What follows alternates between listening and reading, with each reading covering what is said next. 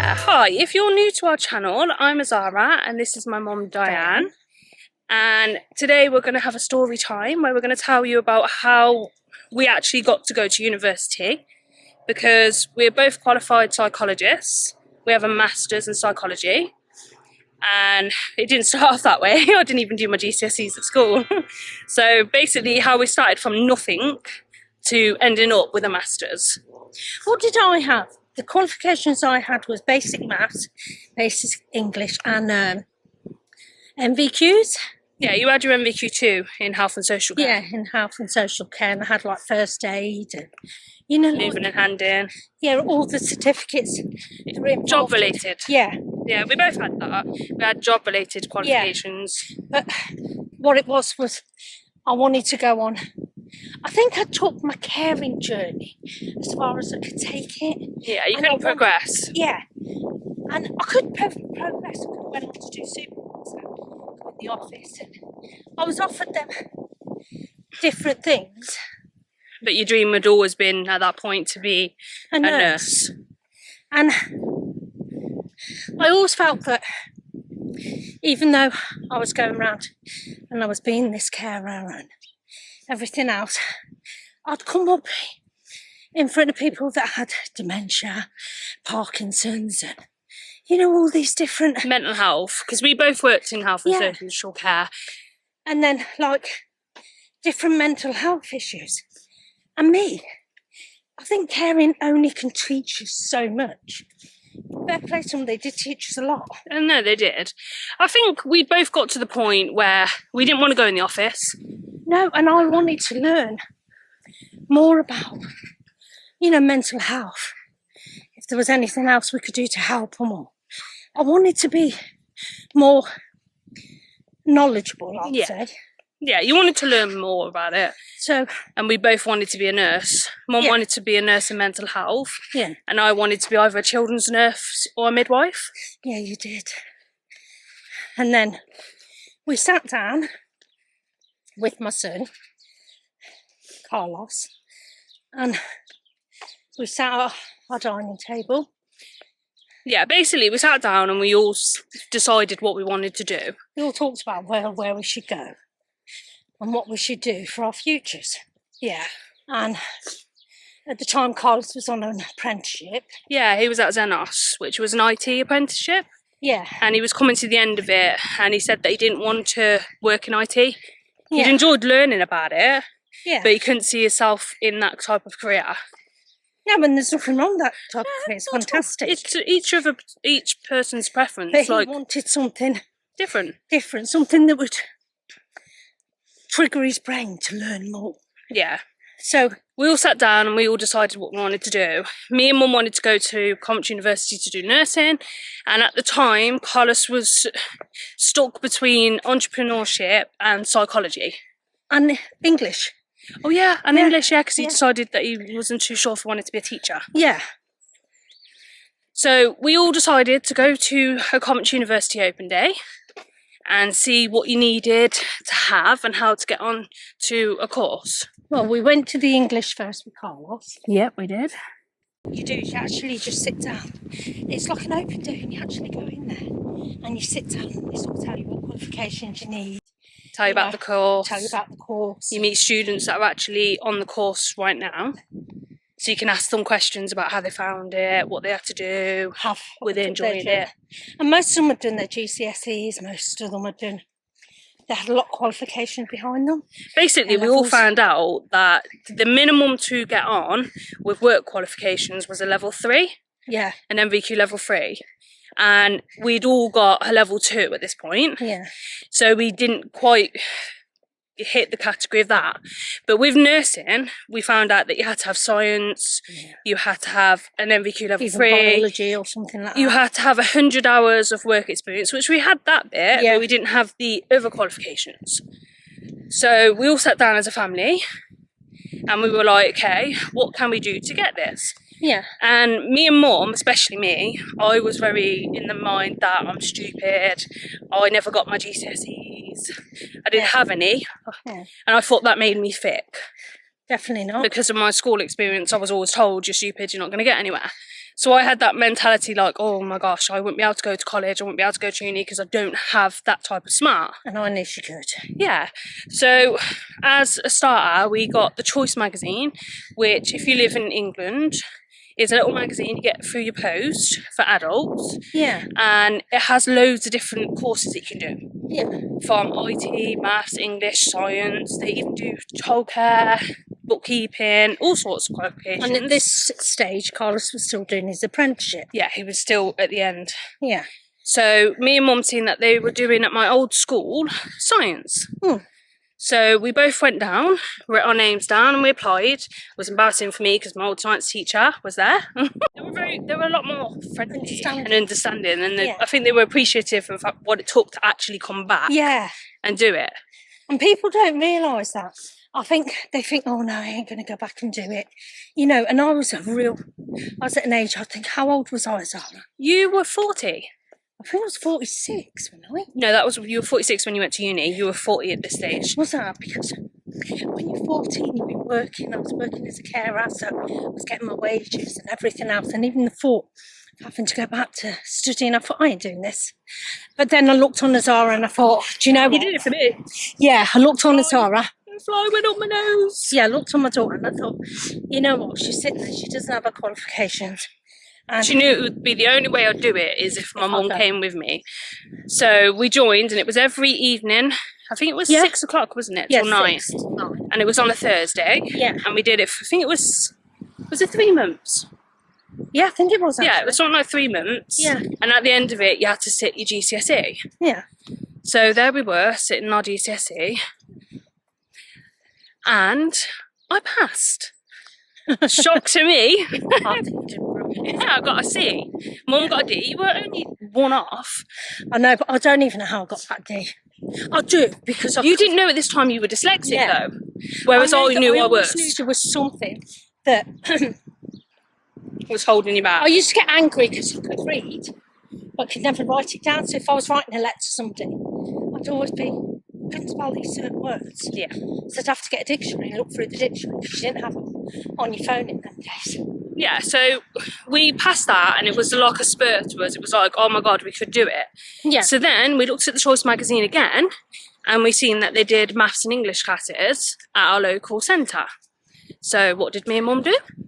Joined them. We got in the car, we drove all the way down. I think it was the Wheat Centre, wasn't it? Yeah, it was actually. Queens. Yeah. And then we started the classes, maths and English, and they were both in the morning. Oh yeah, they were fine. Yeah, that was with a lady called Wendy, wasn't it? Yeah, perfect. And then we felt like we were learning it, but we didn't feel like we were learning it at the pace we needed. Yeah. Because in between this, we thought we'd heard about a course that one of Mum's friends did, which was called Access to Higher Education. Yeah. And if you completed that, they helped you get a place in uni. Yeah, and it was run at city colleges and it was run at Henley colleges, and it's just major colleges that run these access to higher education. To get on that, you had to have a level 2 in maths and English. Yeah. And me and Mum didn't have that at this point. Yeah. So we were at the BTEC Centre, sitting there trying to learn our maths and English, but you only had a couple of months before you had to do a test, which was you to prove that you could do the course, basically. Do you remember? And the first time we did it, you would actually go to the college, your preference. Ours was Henley College. Yeah. And then when you were there, you had to sit an exam for an hour. Yep. Was it an hour you had? Yeah, you did the maths and then you did the English. And it was all done on the computer. That's right. And that was before you could even get an interview. For the course, yeah. So there we were, trying to see if we were at this level. Yeah. And we both didn't pass. No, we didn't. We were just not even there. No, but it was really disheartening. Yeah. Because we really wanted to go to uni at this point to be a nurse. So we thought, okay, we're doing our maths and English. We were doing it, I think it was once or twice a week at the Wheat. Yeah. And we thought, okay, we can't do many more classes there, so we're going to go to another place, which was the John White Centre. And they offered the maths and English there too. Yeah. So what did we do? We done the English. English was perfect. Then we started the maths. But the maths teacher, because I'm not the greatest at maths at all, he decided that he would learn you something on the board, then he would throw it to you, And expect you to know it. Then they expect you to calculate it all up and then say it, and he kept throwing me out. And it was really embarrassing. Yeah, so we didn't go back after that. And he made me stunned, and I was like, oh, you know what I mean? You even said it, I ain't going back, I don't like him. Yeah, so we managed to get, I think it was like, we got our English level 2. Yeah. And I'd passed my maths at this point. Yeah. But Mum hadn't. No. And we were determined that we were going to get on this access course. Yep. So we decided to be brave and go and meet the head tutor at Henley College and see if we could get to speak to her, which was Victoria at this point. Yeah, and we done the maths there, didn't we? Yeah, and she took a liking to us because we explained our story, we explained what we wanted to do and how hard we were trying. And in the meantime of this, Carlos was on another apprenticeship doing plastering. That's right, yep. And he has a certain time. It was a short course like we were doing. It was for, I think it was 2 months, 3 months. 3 months. 3 months. And at the end of that, he'd be a qualified plasterer. Yeah. So Carlos was trying all sorts of different things too. Which was fantastic. So we managed to get one of the tutors on our side, which was the main tutor, which was Victoria. Yeah. And she took a shine to us and said, okay, I'll let you do the test again. And we did it. Yeah. And you were only a little bit off. Yeah. Again. So what we did was we begged them. We were like, the universe up there tests me. yeah, it was like, do you really want it?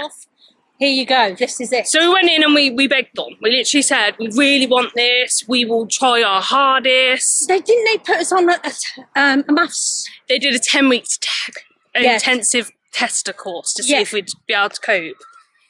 And we met Sean at this point. Yeah, was that like English, maths? And I think it was biology, yeah. Yeah. It was just a little one, and by the end of it, you did a test at the end of that one again. In the tests. So this time, Mum passed the English and the biology on it. Yeah. But you were only a little bit off the maths again. And we were really, really disheartened at this point because it was like, are we even ever going to get to do it? Yeah. And Sean said to my mum that she maybe thought you were a bit dyslexic. Yeah. And she asked Mum to write a letter. Yeah, it was dyslexia. And she thought I had, is it dyspraxia? Yeah, dyspraxia, the maths one. Which is the maths one. Or is it dyscalculia?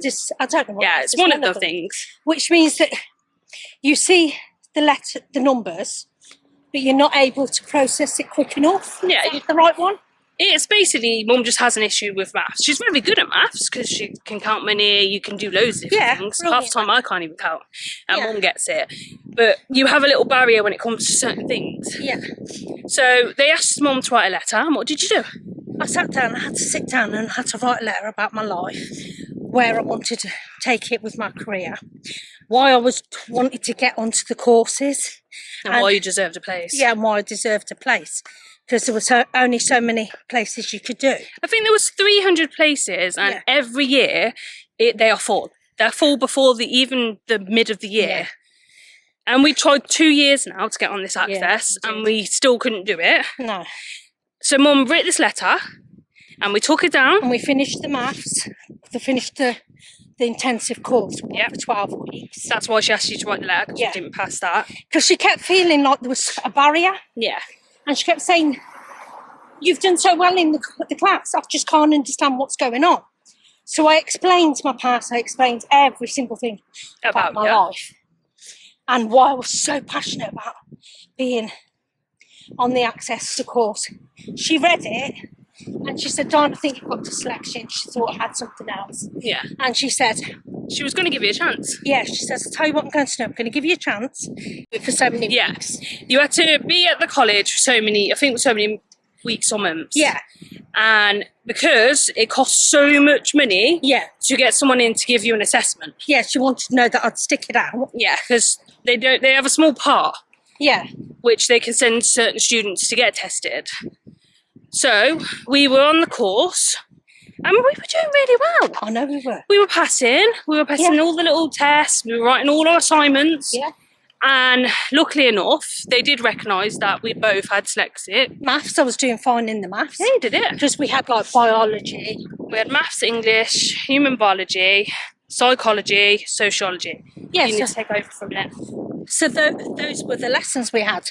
So I was doing my maths. I would do my maths. Was it a Monday or Tuesday we used to go to maths? I think it was Monday. Yeah, you'd have like a timetable, and in this timetable you had so many sort of lessons.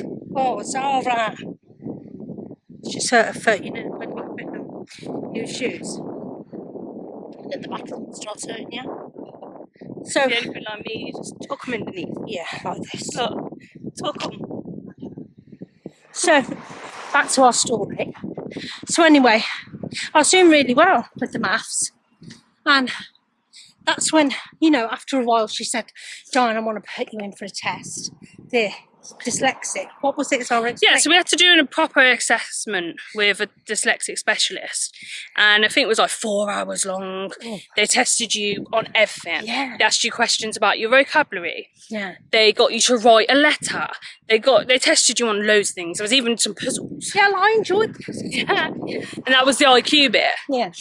And then at the end of that, it took, I think it was a month to get the report back. Yeah. It still hurt me, doesn't matter. Can you push Yeah. your foot, push it down a bit? Keep it down like that. Yeah. Yeah, so basically we did all the assessment and it came back that we were both dyslexic. Yeah. And Mum finally realised now that she's just like me, a dyslexic. Yeah, because I knew what dyslexia was from Azara. You know, You just being in didn't know school. you had it. I didn't know I had it. I knew there was something wrong. I thought it was because I missed so much school because, Yeah, when my mum was younger, she was a severe asthmatic. yeah, so I was in and out of hospitals a lot. So I missed out a lot On your education. on education. So they thought maybe it could have been for that. Yeah, that you just missed it and that you were just trying to catch up. Yeah, but it wasn't. It did turn out dyslexic. So I was quite relieved actually when I found out I was dyslexic. Because it was like, oh, there's the missing piece. Yeah, and the benefits of being dyslexic and being diagnosed by a college is they give you extra time in your exams, Yeah. and sometimes you get a scribe, someone that writes down your things, so you can tell them, Wasn't it? let's say you're doing an essay for your English, you can tell them what you would want to write, and then they You write do it, all the studying, you take all the knowledge in, and then you tell this other person. and then you tell this person to sit next to you in an exam. Like a story, so you have to literally say, I went to the shop, Yeah, no, and then I did this. In the exam, they'll say to you, What do you want to say? they'll give you a question for your exam, or even 5 or 6 questions. And then what you do is you write down, you say what the question is, and the scribe, the person next to you, she'll read the question out to you.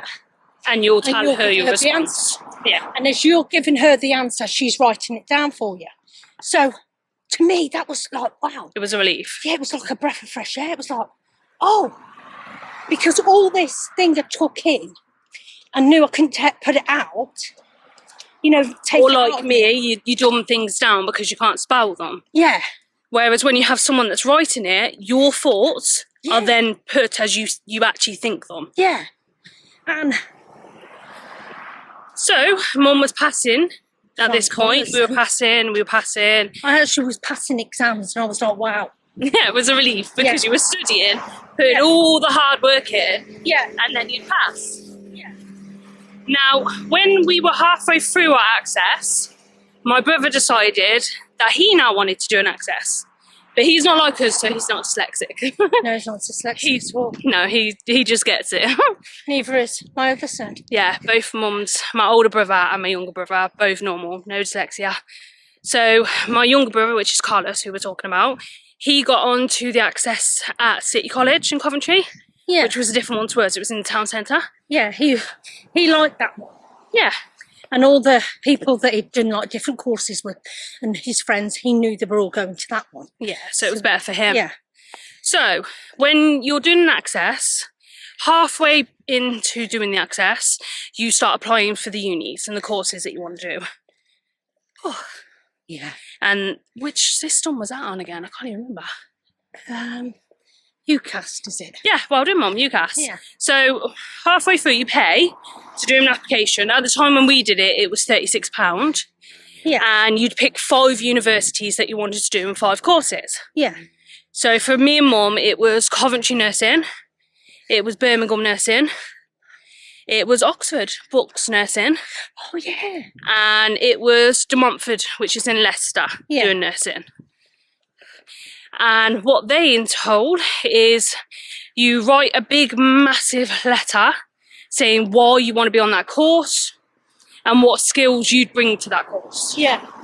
What's the name of that letter? It's a personal statement. Yeah, that's it.